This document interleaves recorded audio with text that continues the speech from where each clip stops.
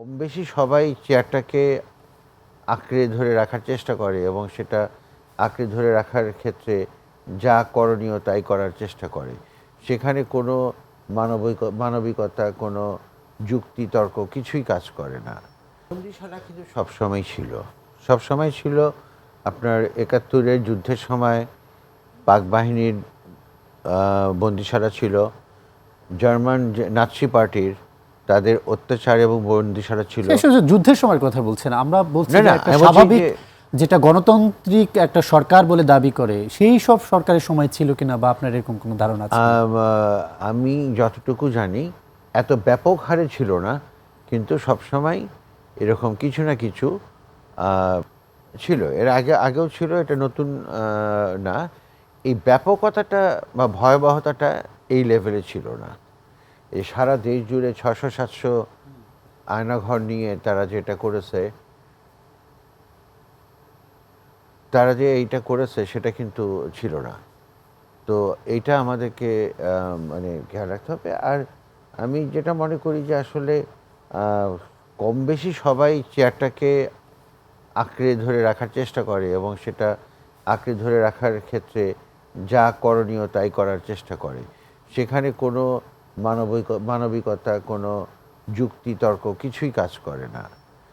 কিন্তু সব কিছুকে ছাপিয়ে এই স্বৈরাচারী হাসিনা সরকার সারা দেশে, আপনি দেখেন যে শুধু এই আয়নাঘর না, তারা পুলিশকে কিভাবে দলীয়করণ করেছিল, যে কারণে দুপুর ২টার সময় শেখ হাসিনা এদেশ ছেড়ে চলে যায়, কিন্তু বিকাল ৪টা, ৪:৩০টার সময় আমরা যাত্রাবাড়িতে দেখেছি তার পুলিশ, তার অনুগত, তার মানে গুলি চালিয়েছে, পাখির মতন মানুষ মেরেছে।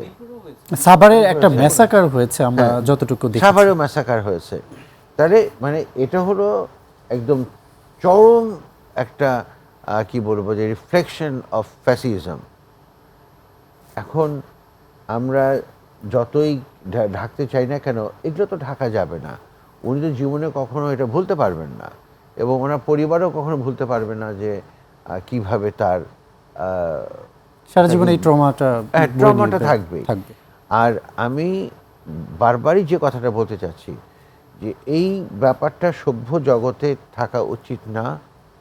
সুতরাং এটা ভালোভাবে খুঁজে বের করে যারাই এটার সাথে জড়িত ছিল তাদের প্রত্যেককে, মানে all of them should be taken into custody.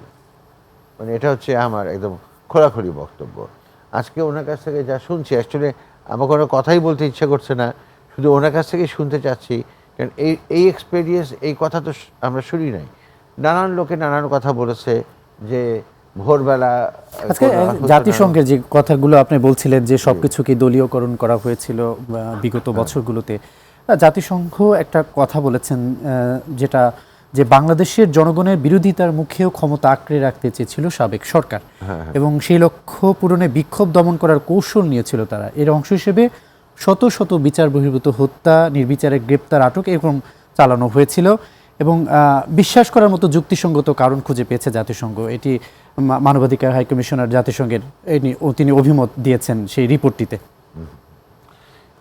খুবই স্বাভাবিক, কারণ এত জলজান্ত প্রমাণ, ডকুমেন্ট আছে প্রত্যেকটা ঘটনার, এটাকে অস্বীকার করার কোনো উপায় নাই। এবং তারা যখন তদন্ত করতে এসেছিল বাংলাদেশে, এসে তারা যা পেয়েছে তারা তো শিউরে উঠেছে যে how it is possible in a social, মানে সিভিল কান্ট্রি বা একটা সভ্য দেশে কি করে এটা সম্ভব। এই জিনিসটা এসছে ওইভাবে। আর তাদেরকে তো আমরা এত অজ্ঞ মনে করে চলবে না। এরা সবাই এই ব্যাপারগুলোতে এই মানে অ্যানালিটিক্যাল যে। এবং আরও একটা তথ্য তারা দিয়েছে যে জুলাই আন্দোলনে ১৪০০ জনেরও বেশি মানুষকে হত্যা করা হয়েছে, যেখানে ১২ থেকে ১৩% হচ্ছে শিশু। শিশু মানে কি, বাবার সাথে, বাবার কোলে, মায়ের কোলে শিশু বারান্দায় দাঁড়ানো, ছাদে দাঁড়ানো, তাকে হয় হেলিকপ্টার থেকে গুলি করে মেরেছে, না হলে নিচ থেকে গুলি করে মেরেছে। অদ্ভুত ব্যাপার। এই শিশুটা কি ওদেরকে আক্রমণ করবে বা করতে যেত? না, তা তো না।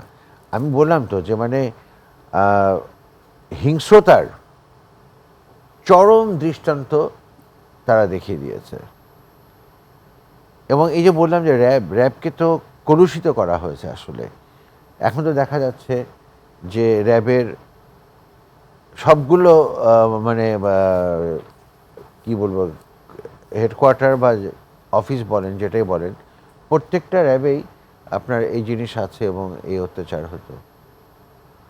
তো তাহলে আপনি তো বুঝতেই পারছেন যে র্যাবকেও তারা দলীয় স্বার্থে, দলীয় মানে চেয়ার সুরক্ষার জন্য ব্যবহার করেছিল।